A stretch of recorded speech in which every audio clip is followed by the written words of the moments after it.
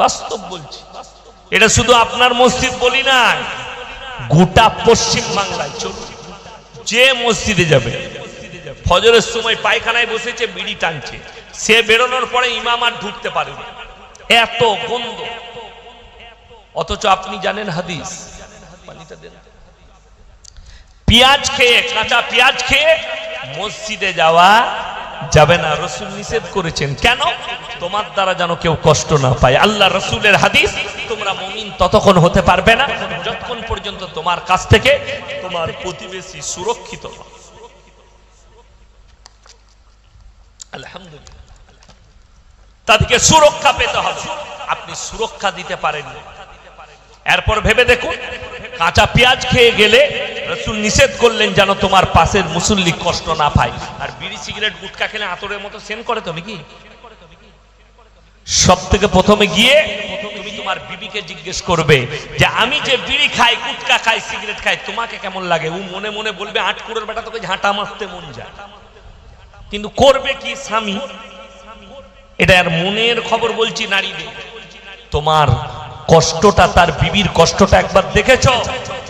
তুমি পাশে দাঁড়ালে যদি মুসল্লি কষ্ট পায়, যে তোমার সঙ্গে সারা রাত বিছানায় কাটায়, তোমার দুর্গন্ধে তার কষ্টটা কতটা একবারও দেখেছো? তার হৃদয়কে জিজ্ঞেস করেছো? অথচ তুমি এই খারাপ জিনিসগুলো, নোংরা জিনিসগুলোকে শ্রবণ করছো ভালো মনে করো। ওই জন্য ইসলাম আপনি নিতে পারেননি। নিজের জন্য যেটা হালাল করেছেন, ইমামের জন্য হারাম করে রেখেছেন। নিজের জন্য হালাল করেছেন, মৌলবীদের জন্য হারাম। আরে লটারির টিকিট কেটে যদি, লটারির টিকিট যদি হালাল হতো, আমরা মৌলবীরা প্রত্যেক দিন 10টা করে লটারির টিকিট কাটতাম। সব থেকে সমাজে বেতন কম কার? কথা বলে না? ইমাম সাহেবকে। মোটর ভ্যান চালায়, মাসে 30,000 রোজগার করে, 20,000 রোজগার করে, তারপরও বরকত নাই। হারামখোর সকাল বেলায় না হলে বিকেল বেলায় লটারির টিকিট কাটে। 20,000 রোজগার করে, তারপরও বরকত নাই। বউকে রাস্তায় বার করেছে, যা বন্ধন লোন আর গ্রুপ লোন করবি। আমি পার্লামেন্টের একটা বক্তব্য শুনছিলাম, আমি তাকে চিনিও নাই, এমপিটা কাল কি বক্তব্য দিয়েছি।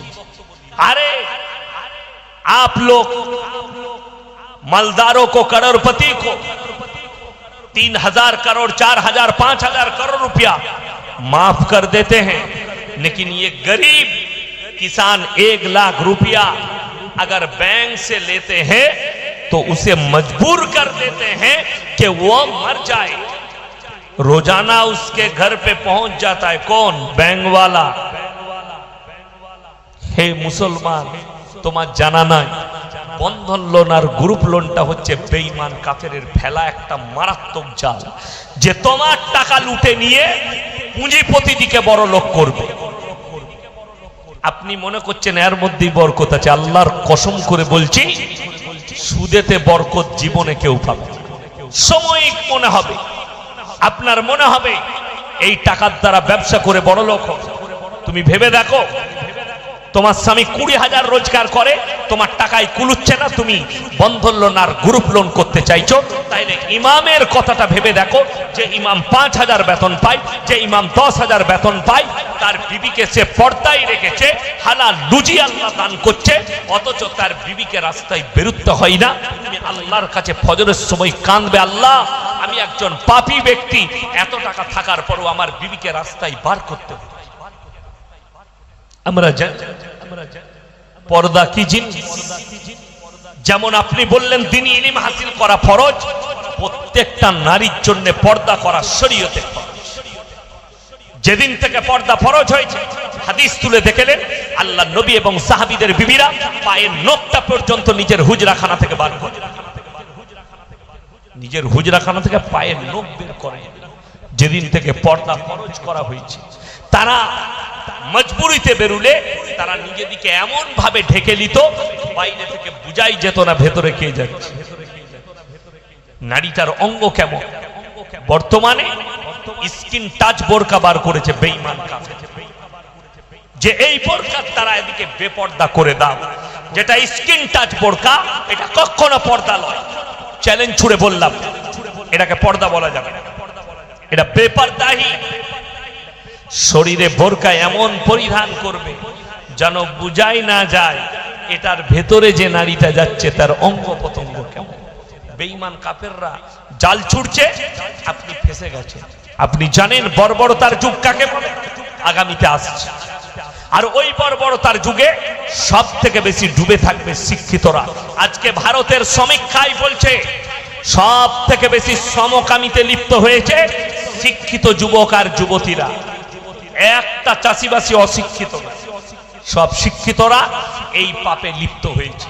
ভারতে পরকীয়াকে লিগেল করে দিয়েছে সরকার, সুপ্রিম কোর্ট রায় দিয়েছে পরকীয়া লিগেল।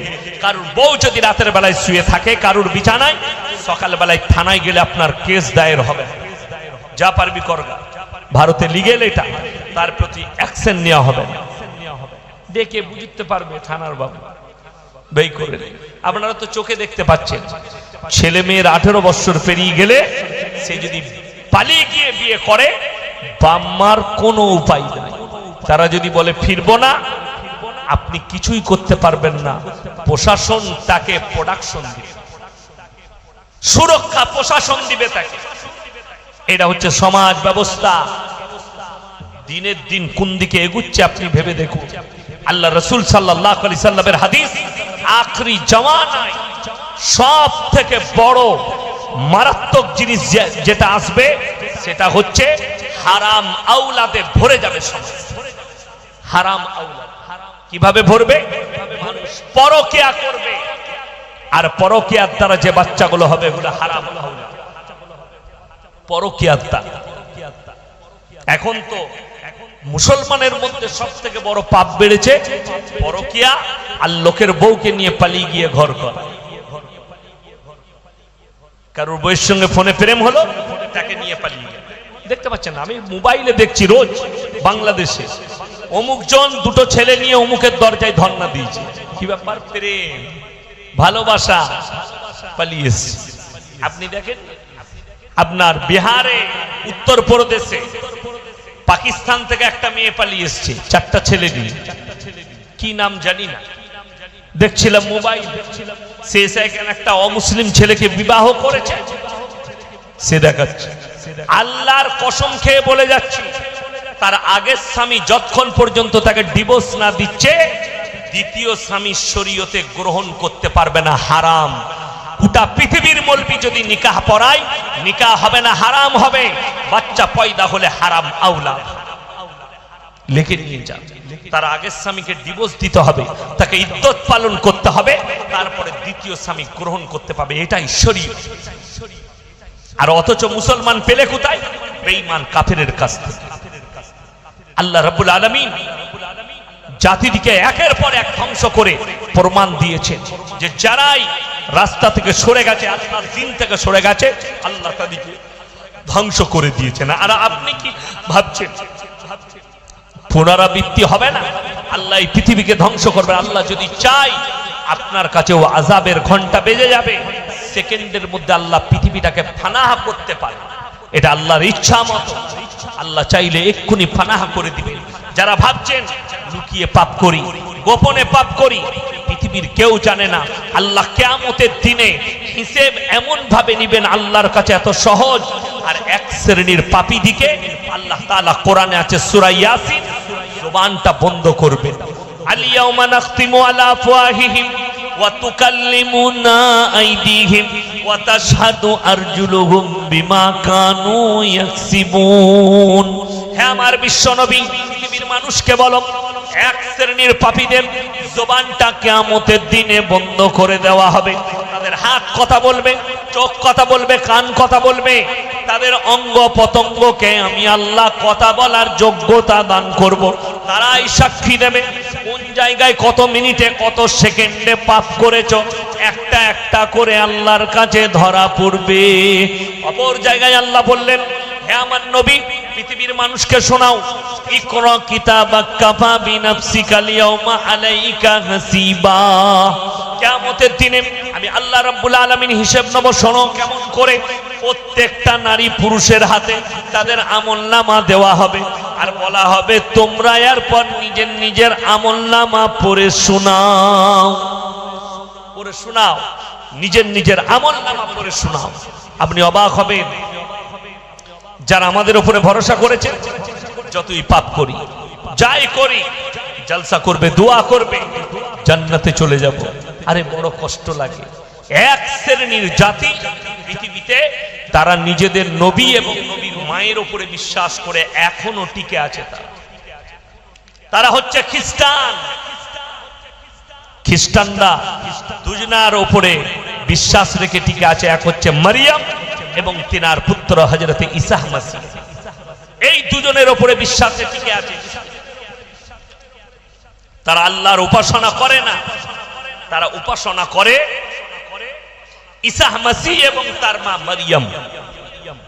গির্জার ভেতরে দুজনের মূর্তি রাখা আছে। এক হচ্ছে যিশুস এবং মারিয়াম, ঈসা মাসীহ এবং তার মা, এই দুজনের মূর্তি রাখা আছে। আপনারা অবাক হবেন শুনলে, কোরআনে এই আয়াত আল্লাহ অবতীর্ণ করে দিয়েছে। আজ যে খ্রিস্টানদের কানে এই কথা যাবে, তাদেরকে কালমা পড়ে মুসলমান হওয়া দরকার। ফিরে আসা কেন? কোরআন বলছে কিয়ামতের দিনে গোটা পৃথিবীর লোক দাঁড়িয়ে থাকবে। আল্লাহ কোরআনে বলেছেন, হে আমার নবী, আমি ঈসা মাসীহকে দাঁড় করাবো কিয়ামতের দিনে। কোথায়? গোটা পৃথিবীর মানুষের সামনে কাঠগোলায় আদালতে যেমন মুজরিমকে দাঁড় করানো হয়, আমার ঈসা মাসীহকে দাঁড় করাবো। আল্লাহ কি প্রশ্ন করবে সেটাও কোরআনে বলে দিয়েছে। ইজ ক্বালাল্লাহু ইয়া ঈসা ইবনে মারইয়াম আ'আনতা কুলতা লিন-নাসি ইত্তাকিদুনি ওয়া উম্মিয়া ইলাহাইনি মিন দুনিল্লাহ। ওগো মরিয়মের পুত্র ঈসা, তুমি কি বলেছিলে তোমার কওমকে, আল্লাহ ছাড়াই আমি আর আমার মায়ারও দুটো আল্লাহ? ঈসা নবী সেদিনে চোখের পানি ফেলে বলবেন, ক্বালা সুবহানাক মা ইয়াকুনু লি আন আকুলা মা লাইসা লি বিহাক ইন কুনতু কুলতুহু ফাকাদ আলিমতা তা'লামু মা ফি নাফসি ওয়া লা আ'লামু মা ফি নাফসিক ইন্নাকা আনতা আল্লামুল গুয়ুব। ওগো আল্লাহ, যে কথা বলার আমার হক নেই, যে কথা বলার আমার অধিকার নেই, আমি কেমন করে কথা বলতে পারি? আমি যদি বলে থাকতাম আপনার তো অজানা হতো না। আল্লাহ সঙ্গে সঙ্গে বলবেন, হে আমার ঈসা, আমি সবই জানি। আদিকে বিশ্বাস স্থাপন করানোর জন্য আমি আল্লাহ দাঁড় করিয়েছি। তাদেরকে প্রশ্ন করা হবে তার কওমকে, খ্রিস্টান দিকে, তোমরা যাদের উপাসনা করেছিলে, কেন আজকে তারা তোমাদের কোনো উপকারে আসছে না? হাইরে মুসলমান, যারা কবরে গিয়ে সিজদা দেয়, যারা মাজারে গিয়ে সিজদা দেয়, যারা গাছতলায় সিজদা দেয়, যারা আল্লাহ ব্যতীত অপরের কাছে ভালো মন্দ চাও, তারা বাড়িতে গিয়ে আমাকে গালি দেওয়ার আগে কোরআনের আয়াতটা খুলে দেখবেন। 17 পারা, কত পারা? পারা নম্বর 17, শেষ পৃষ্ঠা, একবারই শেষ রুকু। ইয়া আইয়ুহান নাসু যুরিবা মাসালুন ফাসতামিউ লা ইন্নাল্লাযীনা তাদউনা মিন দুনিল্লাহি লা ইয়াখলুকু দুবাবান ওয়া লা বিসতামাউ লা ওয়া ইয়াসলুবুহুমুদ দুবাবু শাইয়ান লা ইস্তানকিদুহু মিন। হে আমার বিশ্বনবী, পৃথিবীর মানুষকে বলো, তোমরা যাদের কাছে ভালো মন্দ চাও, তাদেরকে একবার জিজ্ঞেস করো, তারা একটা মাছি পর্যন্ত সৃষ্টি করতে পারে না। মাছি সৃষ্টি তো দূরের কথা, মাছি যদি তাদের কাছ থেকে কোনো জিনিস ছিনিয়ে নিয়ে যায়, সেটা তাদের কাছ থেকে উদ্ধার করার মতো ক্ষমতা নেই। তারা হচ্ছে শক্তিহীন, আর আমি আল্লাহ হচ্ছি শক্তিশালী। জোরে বলুন সুবহানাল্লাহ। জিজ্ঞেস করুন তাদেরকে, তারা হচ্ছে শক্তিহীন আর আমি আল্লাহ হচ্ছি শক্তিশালী। তাই যারা মনে মনে ভাবছেন আল্লাহ ব্যতীত অপরের কাছ থেকে কিছু পাওয়া যায়, আমরা শুনেছি। এখন আমি ইয়াসিন বেঁচে আছি না মারা গেছি? স্টেজে কথা বলে, আমার মধ্যে জীবন আছে না নয়? আচ্ছা, আমি মরে গেলে বেশি শক্তি হবে না বেঁচে থাকলে বেশি শক্তি? এখন আমি বেঁচে আছি, এখন আমার শক্তি বেশি। আমাকে যদি কেউ মারতে আসে, আমি হাতের দ্বারা প্রতিহাত করতে পারবো, পারবো না? পারবো না, আমি রুখতে পারবো। কিন্তু মরে গেলে কেউ গালে চড় মারলে আমি রুখতে পারবো? আমাদের দেশের এক শ্রেণীর লোক বলছে মানুষ মরে গেলে পাওয়ার বেড়ে যায়। বুঝতে পারেন? পীর সাহেব মারা গেছে বলছে পাওয়ার বেড়ে গেল। যখন বেঁচে ছিল তখন অত পাওয়ার ছিল না। আমাদের বর্তমানে একজন গাঁজাখোর মারা গেছে, নিজেকে পীর বলতো, তো তার বেটারা কবরটাকে বাঁধিয়েছে, শুইয়েছে, একটা তার ভরেছে, ফুটো রেখে তার ভেতরে বাল্ব দিয়েছে, বাড়িতে শুই যাচ্ছে, সন্ধ্যাবেলায় বাল্বটা জ্বালিয়ে দিই। আমি বলেছি সেই এলাকায় জলসায় গিয়ে একটা দরজাও রাখতে পারতিস, তোর বাপ তো গাঁজা খেত, মাঝে মাঝে এক পুড়িয়া করে দিতিস। এর থেকে বড় নির্বোধ কে হতে পারে? এর থেকে বড় বদ্দীন আর কে হতে পারে? যারা মনে মনে ভাবে কবরে মানুষ মরে যাওয়ার পরে পাওয়ার বেড়ে যায়। আমি বর্ধমান টাউনে অনেক দিন আগে একটা পাড়ায় জলসায় গেছি, তো আমি ওইখানেই বর্ধমান টাউনে একটা মাদ্রাসায় ছোটবেলায় পড়াশোনা করি। আমার এক সাথী দাওয়াত দিয়েছিল, যাবো ভাই, গেলাম। তো জিনার বাড়িতে থাকতে দিয়েছে, আমি গিয়ে নামলাম এশার আগে, এশার নামাজ পড়ে আমার বক্তব্য হবে। তো বললে হুজুর নাস্তার ব্যবস্থা, চলো। যার বাড়িতে ঢুকলাম তার বাড়িতে দেখছি একদম গেটেতেই সব চিকচিকি টাঙানো আছে, কলমা লেখা, ঝান্ডা আর হিবি জিবি। তারপরে দেখছি একটা মুটুলি ঝুলানো আছে, এরম বড় লাল কাপড়ে বাঁধা হাঁড়ির মতো ঝুলানো আছে। আমি ঢুকে দেখলাম ওনার আব্বা অসুস্থ। আমি ভাই কোথায় থাকেন? বলে বোম্বেতে। আচ্ছা, কি করেন? ব্যবসা। আচ্ছা আচ্ছা, আপনার আব্বার কি হয়েছে? বললে আব্বা অসুস্থ। আচ্ছা, আল্লাহ শিফা দান করুন। আমি দোয়া দিলাম, যেটা হাদিস মোতাবিক রাসূল দোয়া দিতেন, আমি দোয়া দিলাম আল্লাহ শিফায়ে আমিলা দাইমা মুস্তাফিলা দান করুন। এরপর আমি বললাম ভাই একটা কথা জিজ্ঞেস করবো নাস্তার আগে। বলে হুজুর বলুন। মানে বাইরে যে হাড়ির মতো টাঙানো আছে ওটা কি? বললে ওইটা আমার হুজুর দিয়েছে, যে যখন আজরাইল আসবে জান কবজ করতে তোমার বাপের, আমার ওই হাড়ি দেখে ফেরত আসবে আমার কাছে, আমাকে জিজ্ঞেস করবে, আমি বলে দেবো, তারপরে তোমার বাপের জান কবজ করবে, তখন তুমি প্লেনে চেপে চলে আসবে। এমন তাইলে তোমার হুজুরের যদি এত পাওয়ার হয়, তোমার বাপকে সুস্থ করতে পারছে না কেন? আমি তার বাড়িতে আর এক গ্লাস পানিও খাইনি। আমাকে বললে হুজুর লুচি করে, যেমন লুচি জীবনে খাই না। হুজুর পোল্ট্রি মাংস, পোল্ট্রি মাংস আমরা বাপ বেটা খাই না। কি খাবে না? কিচ্ছু খাবো না, নেমে দেখা যাবে। স্টেজ থেকে নামলাম, গাড়ি চেপে পালিয়ে এক গ্লাস পানি পর্যন্ত খাই। এর থেকে বড় বদ্দীন আর কে হতে পারে? আল্লাহর কসম করে বলছি, যে বলেছে তাকে মুমিনই বলা যাবে না, তাকে কাফের ফতোয়া দিতে হবে ইসলামী শরীয়ত। ইসলামী শরীয়ত।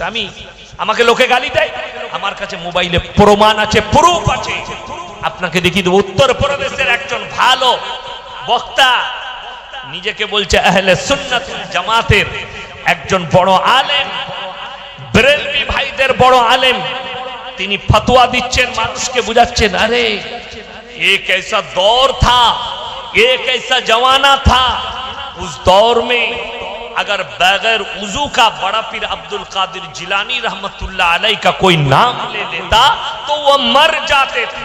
नाउजुबिल्लाह बोले। भाई বিশ্বাস করুন, আমি নিজের চোখে কোনোদিন বড় পীর আব্দুল কাদের জিলানী রহমতুল্লাহ আলাইহিকে দেখিনি, তিনার নামটাই শুনেছি বাপ দাদুদের মুখে, আলেমদের মুখে। তিনি বারহাক আল্লাহর ওলি, আমি মেনে নিলাম, জানি না কেমন মানুষ ছিলেন তিনি, আমি মেনে না বারহাক আল্লাহর ওলি। যদি এটা সত্য হয় তাহলে আপনারা বলুন রাসূলের পাওয়ার বেশি না বড় পীরের পাওয়ার বেশি? কথা বলে না? আল্লাহর রাসূল সাল্লাল্লাহু আলাইহি সাল্লাম আল্লাহর কাছে সবথেকে সম্মানী ব্যক্তি। কিতাবে লেখা আছে, কি বুঝলেন, এই 24 পরগনার এই বক্তা হুগলিতে বয়ান করছে, আমি ছিলাম এই চাপাডাঙ্গা বলে একটা জায়গায়। তো আমি মসজিদে শুয়ে আছি, বয়ান করছে কি, ভাইরা মায়েরা বোনেরা, বড় পীর আব্দুল কাদের জিলানী রহমতুল্লাহ আলাইহি মায়ের পেট থেকে 18 পারা কোরআন হিফজ করে এসেছিলেন, 15 পারা হাফেজ ছিলেন, 18 পারা হাফেজ। বড় পীর আব্দুল কাদের জিলানী রহমতুল্লাহ আলাইহির নাম বিনা উজুতে নাপাক অবস্থায় কেউ যদি নেই, তার গায়ের লোমগুলো উঠে যাবে। আমি তাকে তারপরেই বললাম, ভাই বসবেন, চলে যাবেন না, কেন বসো? সে আমার থেকে বয়সে ছোট, একটু বসো। আমি বললাম পেলে কোথায়? বললে কোন ভণ্ডর লেখা বই পড়েছে? আমি বললাম আল্লাহর কসম করে বলছি, যদি মায়ের পেট থেকে 18 পারা হাফিজে কোরআন হতো, হযরতে উমর রাদিয়াল্লাহু তাআলা আনহুকে জন্ম থেকে হাফেজ হতে হতো। উমরের সম্মান বেশি না বড় পীরের সম্মান বেশি? কথা বলে না? হযরতে উমরে ফারুক রাদিয়াল্লাহু তাআলা, হযরতে আবু বকর সিদ্দিক রাদিয়াল্লাহু তাআলা আনহু। আশ্চর্য লাগে, আমি বড় পীর আব্দুল কাদের জিলানী রাহমাতুল্লাহ আলাইহিকে ছোট করছি না, আমি তিনার হয়তো জুতোর সমতুল্য হতে পারবো না, কিন্তু তুমি যে কথাটা বলছো শুনেলেন, কেউ যদি বাস্তবের বিপরীত কথা বলে, হাদিস কোরআনের বিপরীত কথা বলে, জানবেন কথাটা জাল আর বানানো ছাড়া আর কিছু নয়। আর বিনা উজুতে নাপাক অবস্থায় যদি বড় পীরের নাম নিলে গায়ের লোম উঠে যায়, হারামখোর আল্লাহর নাম নিলে চামড়া উঠে যেতে হবে। কেন? আল্লাহর পাওয়ার বেশি। আল্লাহ হচ্ছেন সৃষ্টিকর্তা, ঠিক বললাম না ভুল বললাম? আর সে হচ্ছে তার সৃষ্টি। এইটা হচ্ছে মানুষের গোমরাহি। আমি পুরো উত্তর 24 পরগনার যত মৌলবি আছে দাওয়াত দিয়ে গেলাম, প্রমাণ দিবেন। আমার মাদ্রাসায় দাওয়াত দিলাম, দেশি মুরগি দিয়ে ভাত দেবো, এসি অফিসে রাখবো, আমি মাদ্রাসার পয়সায় খাওয়াবো না, আমি আমার নিজের বাপের পয়সায় খাওয়াবো। আসুন, আর একটা খালি প্রমাণ দিবেন, খাজা মঈনুদ্দিন চিশতি রহমাতুল্লাহ আলাইহি তার কিতাবে লিখে গেছেন, আমি মরে যাওয়ার পরে তোমরা মাজারের চাদর চড়াবে, সিজদা দিবে, সিন্নি দিবে, তাবিজ বিক্রি করবে, গাঁজার আসর বসাবি, মদের আসর বসাবি। আমি মৌলবি শওকতের বেটা জীবনে আর বক্তব্য দেবো না। এটাই আমার আজকে 24 পরগনায় হাজিরপুরে শেষ বক্তব্য। প্রমাণ দাও, একটা কিতাব থেকে প্রমাণ দাও যে খাজা মঈনুদ্দিন চিশতি রহমাতুল্লাহ আলাইহি লিখে গেছে। আমার বাবাজিরা, আমার ভাইয়েরা, আমি কারো বিরোধী নয়। আমি সেদিনে ভগবতীপুরে পড়েছি, জাঙ্গিয়া পাড়ায় সমস্ত ভাই ছিলেন, অনেক রকম দলের মানুষ ছিলেন। আমি বললাম শুনেন, আমার মোবাইলে দাদা হুজুর পীর কেবলা রহমতুল্লাহ আলাইহির ওসিয়তনামার ফটো তোলা আছে। তিনি তেনার ওসিয়তনামায় লিখেছেন মেয়েদের মাজারে যাওয়া হারাম। তারপরে চলুন, বেরেলভি ভাইদের সব থেকে বড় মৌলবি আহমদ রাজা বেরেলভি, ফতোয়ার কিতাবের নাম হচ্ছে ফতোয়ায়ে রিজভিয়া, খণ্ড নম্বর 24, পৃষ্ঠা নম্বর 497। তিনি লিখেছেন মেয়েদের মাজারে যাওয়া তো দূরের কথা, নিয়ত করাটাও হারাম। এরপর ভেবে দেখুন, যিনি বলছেন আমি দাদা হুজুরকে ভালোবাসি, অথচ আপনাকে দেখিয়ে দেবো এই উত্তর 24 পরগনা, দক্ষিণ 24 পরগনা, হাওড়া, হুগলি, মেদিনীপুরের মানুষ বাস ভাড়া করে নিজের বউকে নিয়ে আজমিরে যাচ্ছে, খাজা বাবার মাজারে সিজদা করছে নিজের বিবিকে ঢুকিয়ে। তোমার থেকে বড় দাদা হুজুরের দুশ্মন পৃথিবীতে আর কেউ হতে পারে না। আমি ইয়াসিন সাহেব কারুর বিরোধী নয়, আমি সিস্টেম বিরোধী লোক। যারা খাজা বাবার মাজারে চাদর চড়াচ্ছেন, ওরে নেমো হারাম। 2000 টাকার চাদর না চড়িয়ে 2000 টাকার একটা চাদর কিনে তোর চাচির গায়ে দে। শীতকালে যার কাছে কম্বল নেই, যার কাছে চাদর নেই, আল্লাহ রাজি হয়ে যাবে। খাজা বাবার চাদরের প্রয়োজন নাই, প্রয়োজন আছে তোর বাড়ির পাশের গরিবটা। খাজা বাবার মাজারে ভান্ডারিতে গিয়ে বাসকই দান বাসকই বললে আমি 5000 টাকা ফেলে এসেছি, আরে তোর জানা নাই ওই দান বাস্কটা খাজা বাবার নয়, ওই দান বাস্কটা হচ্ছে মোদি বাবা, কেন্দ্র সরকার। মরে যাওয়ার পরে একটা মানুষের, আমি যদি মরে যাই, আপনারা যদি বলেন ইয়াসিন সাহেবকে ভালোবাসতাম, যে আমার কবরের ভেতরে টাকা ভরে দিলে আমার কোনো কাজে আসবে? কথা বলে না? আমার কোনো কাজে আসবে? কোথায় কাজে আসবে? বাড়িতে। দেখলাম ঝাড়খণ্ডের একজন আছে, আমাকে আর মুমতাজুল ভাই দুজন কি গালি দিয়েছে। তার নাম হচ্ছে জাহাঙ্গীর, মুফতি জাহাঙ্গীর। গুটকাখোর নাম রেখেছি আমি তাদের, জিলাপি হুজুর আর গুটকাখোর। নুনু কাটার খানা তাকে খাইয়েছে একবার আমি।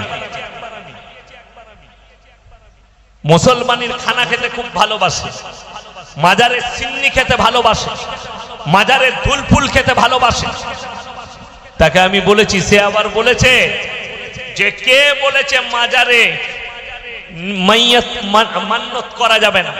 আমাকে গালি দিয়ে বলেছে, আরে ও কিছু জানে না। জাহাঙ্গীর, তুমি বলছো আল্লাহর নামে জবাহ করা হয়, তাহলে মাজারে নিয়ে যাওয়ার কি প্রয়োজন আছে? কথাটা বুঝতে পারেননি? আচ্ছা, আপনারা যদি কুরবানির দিনে গরু জবাই করেছেন কোথায়? কবরস্থানে না বাড়ির কাছে? কথা বলে বাড়িতে। এই জলসা করেছেন না করেনি? আজকে গরু জবাই করেছেন? কিসের বিরিয়ানি করেছেন? তা বলো, গরু হয়েছে? হ্যাঁ, তো গরু যে হয়েছেন কবরস্থানে কবরের পাশে নিয়ে গিয়ে করেছেন না এখানেই করে নিলেন? এখানেই করেছেন। শুনে কোরআন বলছে ইন্নামা হাররামা আলাইকুমুল মাইতাতা ওয়াদ-দামা ওয়া লাহমাল খিনজির ওয়া মা উহিল্লা বিহি লিগাইরিল্লাহ। প্রবাহিত রক্ত, মরা জন্তুর মাংস, শুয়োরের মাংস এবং আল্লাহ ব্যতীত অপরের নামে উৎসর্গিত জিনিস তোমাদের জন্য হারাম করা হলো। আমি তখন তালবিলিম, কি বললাম? তখন তালবিলিম পড়াশোনা করি। তো আমি ছুটিতে গুজরাট থেকে বাড়ি এসেছি। তো আমার আব্বাজি মাঝে মাঝে সাথে করে জলসায় নিয়ে যেতেন। আমাকে নিয়ে গেলেন মেদিনীপুর জলসায়। তো সেই জলসায় একজন বক্তা ছিলেন মুসলিম, আব্দুর রাজ্জাক রাত মেদিনীপুর। তিনি ইন্তেকাল করেছেন, আল্লাহ জান্নাতি করুক, বলুন আমিন। তিনি মুসলিম ছিলেন। তিনি স্টেজে বায়ান করছেন, তারপরে আমার আব্বাজি বায়ান করবেন। আমি সাথে গেলাম। আমি তখন কিরাত পড়তাম সাথে গিয়ে। তো আমি পেছনে বসে আছি, আব্বাজি সাইডে বসে আছেন। তিনি বক্তব্য দিচ্ছেন, তারপরে আব্বাজান বলবেন। তিনি লাস্টের বায়ানটা যেটা করলেন, মুসলমানদের জন্য পুজোর প্রসাদ কেন খেতে নেই, এই প্রশ্ন এসছে ওনার কাছে। উনি উত্তরে বলছেন যে মুসলমানদেরকে এই জন্যে পুজোর প্রসাদ খেতে নেই, সেখানে গোবর আর মুতের ছিটে দেওয়া হয় বলে। হয়ে গেল শেষ ওনার বয়ান। আমার আব্বাজি বললেন একটু বসবে না? আমার আব্বার বয়সেরই হবে কিংবা বেশি হবে তখন বয়স, আপনি বসুন। বলে আপনি বললেন যে গোবর আর মুতের ছিটে দেওয়ার কারণে মুসলমানদের জন্য পুজোর প্রসাদ খাওয়া চলে না। তাহলে বলো, যে মালগুলোতে তলায় লাগে নাই সেগুলোতে চলবে? কথাটা বুঝতে পারেন? ওপরে তুলে ফেলে দিলাম, তলাতে যেগুলো লাগেনি তাহলে সেগুলো চলবে? তখন তিনি না জবাব। তিনি বললেন আমি তো এটা যুক্তি দিয়ে বলতে গেলাম। আমার আব্বাজি বললেন ইসলাম যুক্তিতে চলে না, ইসলাম কারুর ব্রেনের দ্বারা চলে না, রাসূল সাল্লাল্লাহু আলাইহি সাল্লামের হাদিস আর কোরআনের দ্বারা ইসলাম চলে। জোরে বলুন না সুবহানাল্লাহ। আমার আব্বাজি কোরআন শোনালেন, ইন্নামা হাররামা আলাইকুমুল মাইতাতা ওয়াদ-দামা ওয়া লাহমাল খিনজির ওয়া মা উহিল্লা বিহি লিগাইরিল্লাহ। প্রবাহিত রক্ত, মরা জন্তুর মাংস, শুয়োরের মাংস এবং আল্লাহ ব্যতীত অপরের নামে উৎসর্গ করা জিনিস তোমাদের জন্য হারাম করা হলো। আমার ভাইয়েরা, আমার মায়েরা, বোনেরা,